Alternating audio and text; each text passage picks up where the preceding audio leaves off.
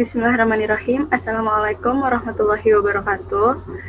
Kami dari kelompok 5 akan mempresentasikan tentang materi yang berjudul Universalitas Ajaran Islam dan Prinsip Islam Berkemajuan. Untuk materi yang pertama akan dibacakan oleh teman saya, Fadil Haris. Pada Fadil Haris, persilahkan. Universalitas menurut bahasa yang diambil dari bahasa Inggris, yaitu berasal dari kata universal atau universe, yang berarti disukai di seluruh dunia atau seluruh bidang. Adapun universalitas Islam dalam istilah sebagaimana yang didefinisikan oleh Yusuf Al-Qaradawi, yaitu Risalah Islam, meliputi seluruh dimensi waktu, tempat, dan kemanusiaan yang secara realitas mencakup 3 karakteristik, yaitu keabadian, internasionalitas, dan aktualisasi. Universalitas dalam risalah Islam mengandung nilai kesempurnaan dan kenyataan. Ini tidak dapat dibantah oleh siapapun, karena agama ini dimiliki oleh Sang Pencipta yang Maha Esa dan berkuasa atas segala-galanya. Islam sebagai agama universal. Islam datang sebagai rahmatan lil alamin yang hadir untuk menjadi solusi bagi siapapun, dimanapun dia berada, dan kapanpun ia hidup tanpa mengenal adanya perbedaan di dalamnya. Jadi, Islam itu datang tidak mengenal adanya perbedaan, baik itu perbedaan suku, bangsa, atau perbedaan-perbedaan lainnya. Islam memiliki sifat yang sangat mudah untuk beradaptasi, untuk tumbuh dan berkembang di segala tempat dan waktu. Seperti misalnya Islam bisa berkembang di negara Arab, bisa berkembang di negara Indonesia, bisa berkembang di negara manapun. Seperti dalam firman Allah dalam Quran Surat As-Saba ayat 28. Dan kami tidak mengutus kamu, melainkan kami umat manusia seluruhnya sebagai pembawa berita gembira dan sebagai pemberi peringatan. Tetapi kebanyakan manusia tidak mengetahui. Meskipun Islam diturunkan di tanah Arab, tetapi Islam tidak terikat dengan budaya Arab atau budaya manapun, karena Islam itu selalu memiliki sifat yang bisa menyesuaikan di segala lingkungan sosialnya. Dan Islam adalah penyempurna agama-agama terdahulu yang sudah dibawa sama nabi-nabi kita. Islam memiliki prinsip kesempurnaan sehingga tepat untuk menjadi pegangan hidup manusia, pegangan hidup untuk seluruh umat manusia dalam menjalani kehidupannya dan dalam untuk memecahkan segala macam masalah dunia. Seperti dalam firman Allah dalam Quran Surat An-Nahl ayat 89. Dan kami turunkan kepadamu Alkitab, Al-Quran, untuk menjelaskan segala sesuatu dan petunjuk serta rahmat dan kabar gembira bagi orang-orang yang berserah diri. Materi yang kedua, persilahkan Aulia Hamawati. Nomor 2, tantangan zaman dan keluasan Islam. Apa saja tantangannya? Yang pertama, kemajuan zaman. Kemajuan zaman menuntut manusia untuk terus bergerak maju, untuk bisa melahirkan zaman kemajuan yang memberikan banyak kemudahan untuk kaum manusia. Islam selalu mengikuti jalannya pergerakan kemajuan dunia.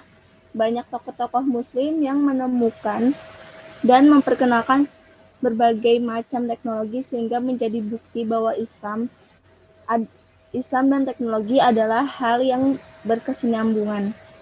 Yang kedua, budaya dan sejarah. Islam diturunkan di tengah-tengah manusia yang memiliki berbagai macam budaya yang telah mengalami banyak zaman kehidupan sehingga Islam perlu keluasan dalam penyebaran dan pengajarannya.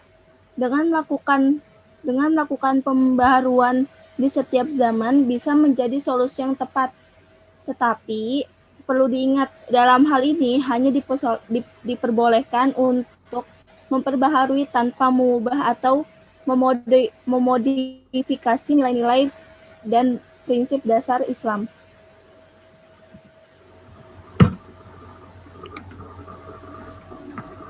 Selanjutnya akan dibacakan oleh Erni Rahmawati.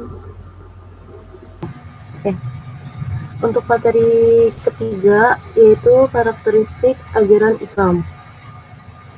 Karakteristik ajaran Islam itu kan kalau karakteristik tiap ajaran agama itu berbeda-beda sesuai dengan pemikiran dan pemahaman terhadap kitab yang dipelajarinya.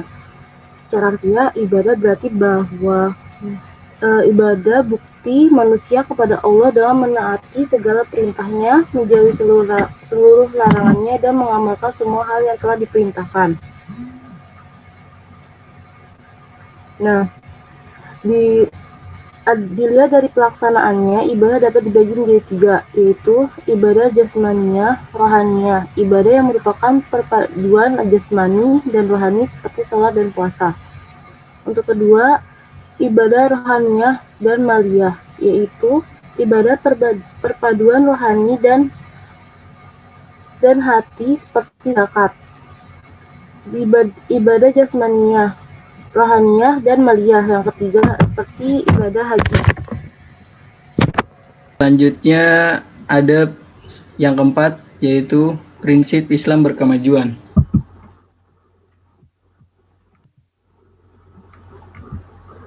Islam yang berkemajuan ini membawa masyarakat ke era yang lebih modern dan maju, sehingga harus bisa kompatibel dalam perkembangan iptek, ilmu, pengetahuan, teknologi. Islam yang berkemajuan menyamaikan benih-benih kebenaran, kebaikan, kedamaian, kemakmuran, dan kenyamanan hidup secara dinamis bagi seluruh umat manusia.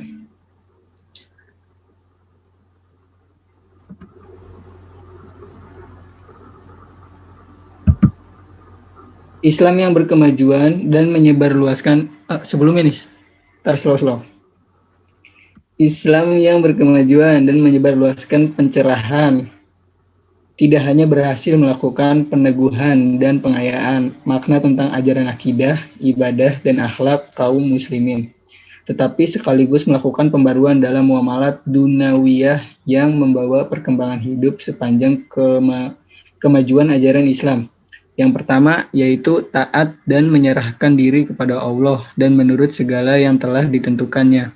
Setiap muslim akan sejahtera, selamat, dan bahagia dunia akhirat dengan tuntunan ajaran Rasul alamin. Yang ketiga yaitu mengaku dengan sadar adanya Allah. Yang terakhir yaitu Islam adalah agama yang membawa kedamaian.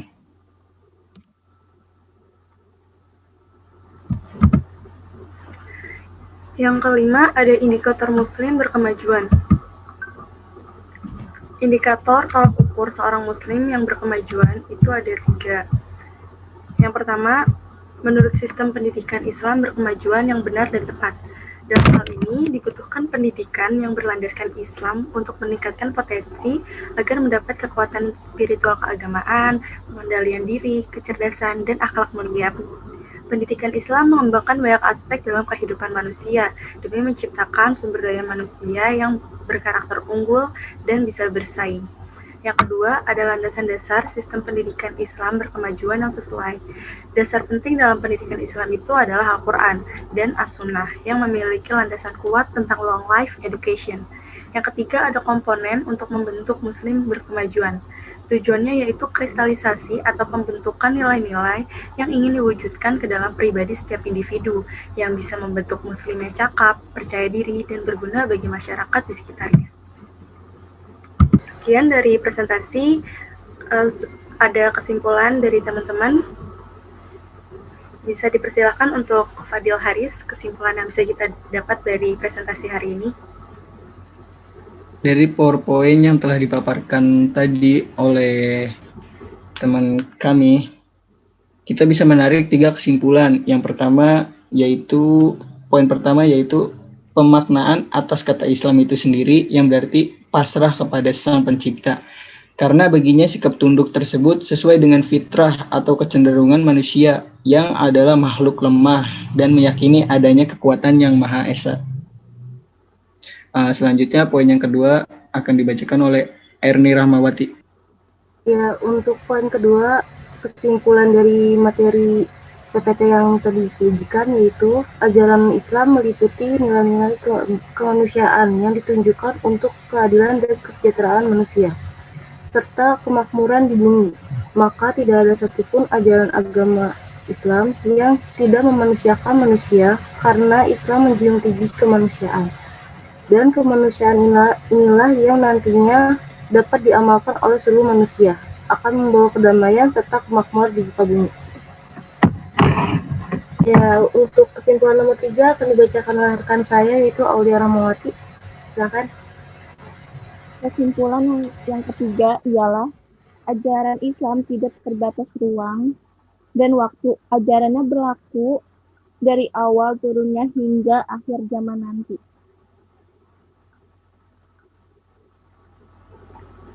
Oke, sekian dari kelompok 5, kurang lebihnya mohon maaf. Wabillahi taufiq wal hidayah. Wassalamualaikum warahmatullahi wabarakatuh. Terima kasih teman-teman.